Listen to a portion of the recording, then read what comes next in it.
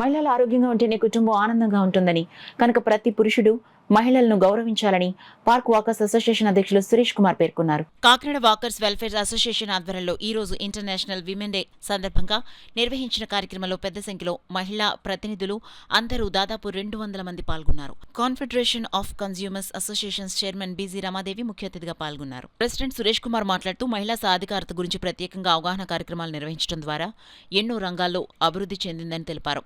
ఈ కార్యక్రమంలో ఆంజనేయులు తోకల ప్రసాద్ ఆధ్వర్యంలో నిర్వహించిన కార్యక్రమంలో మహిళామణులకు సత్కార సన్మానాలు జరిగాయి.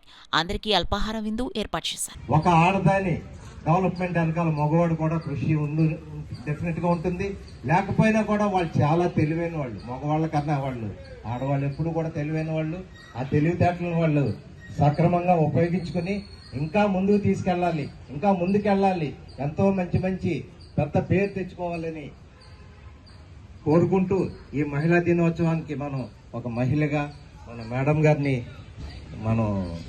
ఈవిడ కూడా లా చదివారు, ప్లస్ ఏమోని టీచింగ్ అన్ని రంగాల్లో కూడా, ప్లస్ కన్జ్యూమర్ కి ఎట్లాంటి ప్రాబ్లమ్స్ ఉన్నాయి ఇలాంటి వాటి మీద కూడా ఆవిడ మంచి అవగాహన ఉంది కనుక మేడం గారిని మనం